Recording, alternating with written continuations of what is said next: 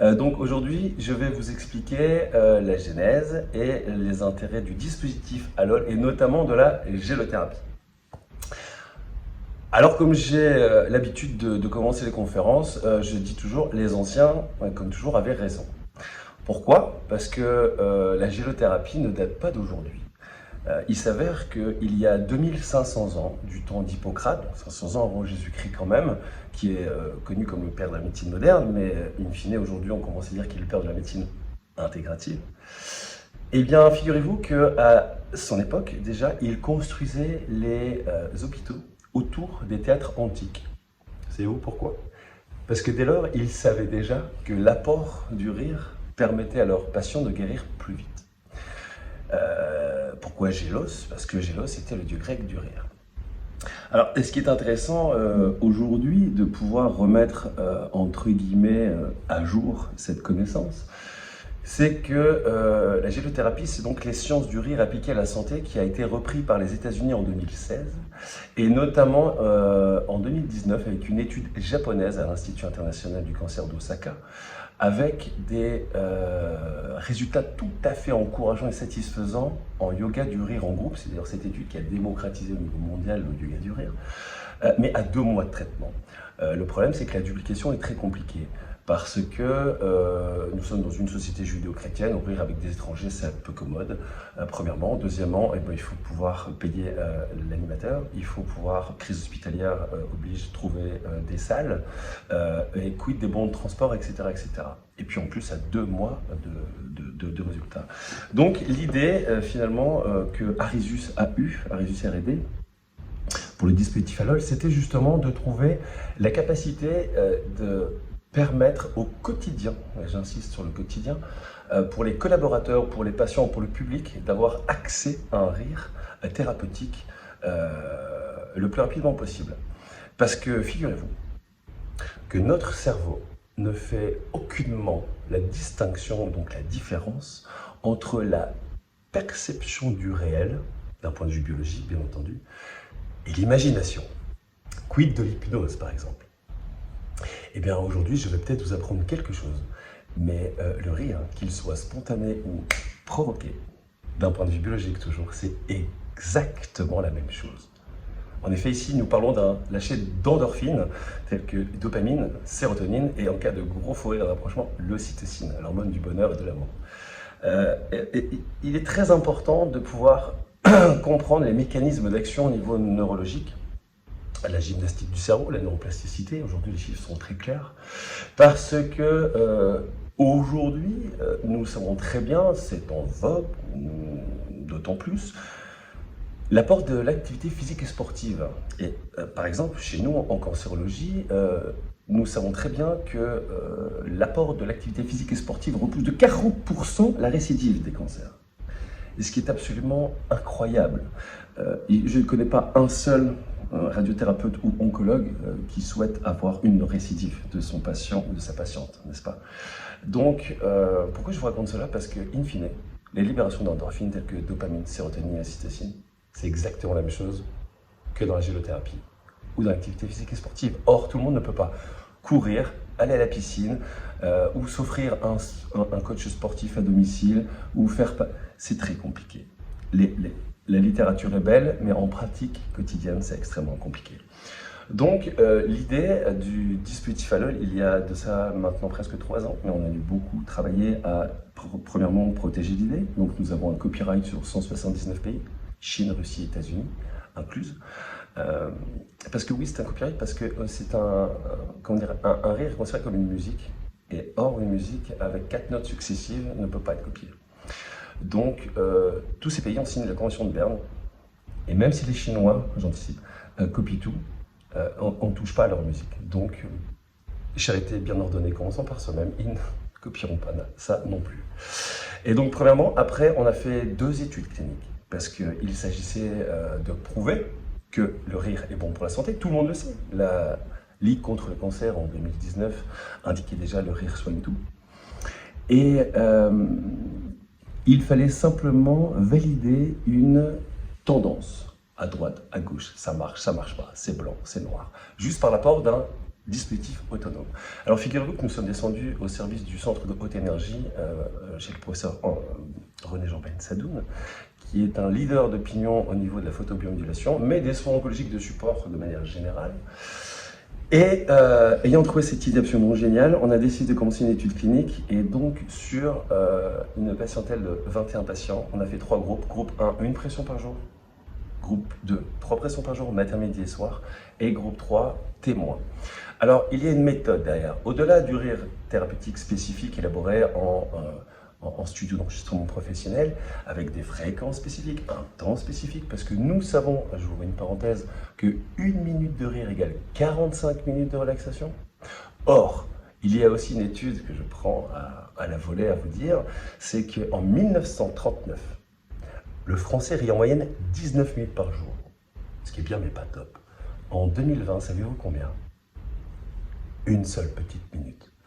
Résultat, en France, nous sommes le premier pays au monde consommateur de psychotropes, anxiolytiques, somnifères et médicaments de la planète.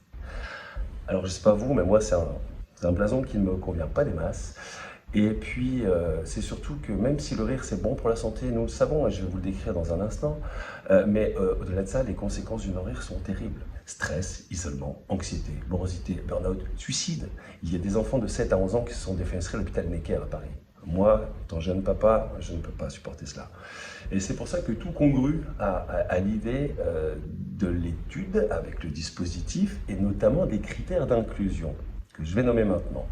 Nous avons fait donc un choix sur sur des critères d'inclusion sur le stress, l'anxiété, la dépression, l'humeur, l'estime de soi, la confiance en soi, la tolérance au traitement et la douleur. Et à la fin, nous avons demandé s'ils avaient une sensation d'amélioration du sommeil. Eh bien écoutez, figurez-vous que en agissant sur le dispositif avec un bouton pressoir, tout simplement ici, avec donc le rire thérapeutique, calibré, fréquence spécifique, temps spécifique, parce qu'encore une fois, 1 minute de rire égale 45 minutes de relaxation du niveau sanguin, vous appuyez. Et ça crée un stimuli qui vous permet de hacker votre cerveau, mais pour ses propres bénéfices. En fait, c'est un réflexe neurophysiologique. Eh bien, figurez-vous que par une pression matinale, dès le réveil, j'insiste, quand les ondes cérébrales sont encore en θ, 3-4 Hz, le midi avant de manger, et le soir à l'endormissement, pareil, les fréquences cérébrales, pardon, très basses, 3-4 Hz, θ. Eh bien, 4 semaines, nous réduisons de 24% la douleur, 33% le stress, 37% l'anxiété, plus 32% d'amélioration de la tolérance au traitement, 12-17 estime de soi et confiance en soi, 22% en moins de dépression, plus 22% d'humeur et 90% d'augmentation du sommeil. Vous doutez bien que quand l'ARC, l'assistant de recherche clinique, nous a donné les résultats, on s'est dit, oula, on savait qu'on était bon, mais il va falloir verrouiller, ceinture bretelle. Donc nous sommes remontés dans le Nord, voir le docteur Jean-Philippe Wegner, aussi un spécialiste des soins oncologiques de support, de médecine intégrative de manière générale, idée à laquelle il a immédiatement acquiescé. Nous avons refait exactement la même méthode, même protocole, etc. Et à quelques pourcentages près, nous avons trouvé exactement la même chose.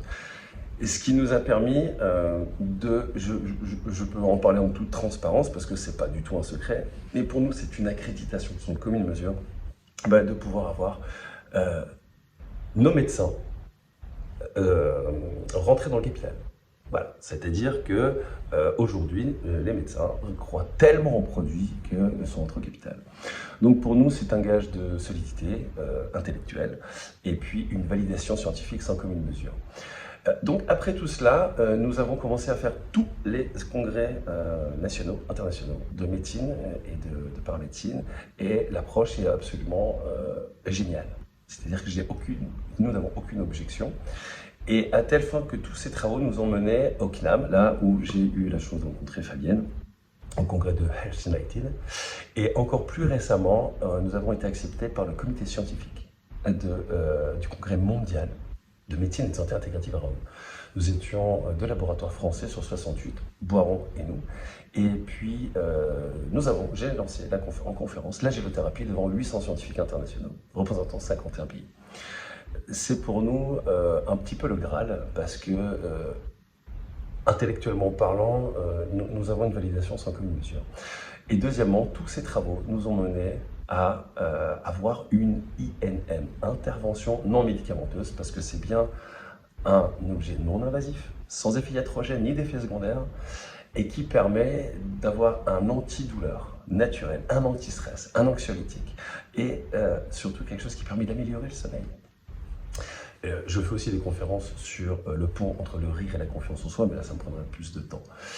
Et pourquoi je vous raconte cela? Parce que les INM, c'est un marché en pleine expansion aujourd'hui, il faut le savoir, parce que 80% des patients qui subissent un parcours de soins en cancérologie, il faut savoir que 80% vont voir des médecines dites parallèles ou complémentaires, ça dépend qui en parle.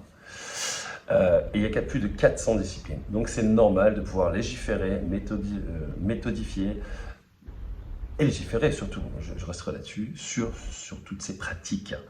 Et donc nous avons été invités dans ce cadre au Sénat récemment, là où j'ai pu encore avoir l'occasion de te rencontrer, Fabienne. Donc aujourd'hui, je suis devant vous parce que effectivement, Fabienne a pour cœur de vous donner des choses plus intelligentes et plus constructives au niveau biologique que tout un tas d'autres goodies. Ici, nous sommes vraiment sur un dispositif thérapeutique avec 1 an de traitement. Typiquement, c'est la durée de la batterie, sans effet secondaire, sans effet iatrogène, non invasif. Parce que, et je terminerai volontiers là-dessus, Albert Einstein disait « Le futur de la médecine sera la médecine des fréquences ». Or, j'ai une question. Qu'est-ce que le rire, si c'était une fréquence vibratoire? Donc, nous sommes dans le sens de l'histoire, et en fait, je conclurai par Voltaire qui disait « L'art de la médecine consiste à divertir le patient pendant que la nature le guérit ». Je vous remercie beaucoup de votre attention et je reste bien évidemment à votre entière écoute et disposition si vous avez besoin d'autres informations, parce que j'ai encore plein d'autres choses à vous dire, mais je ne pouvais pas non plus monopoliser le temps de parole. Je vous souhaite à toutes et à tous une excellente journée et au plaisir de vous entendre. À très bientôt. Merci. Au revoir.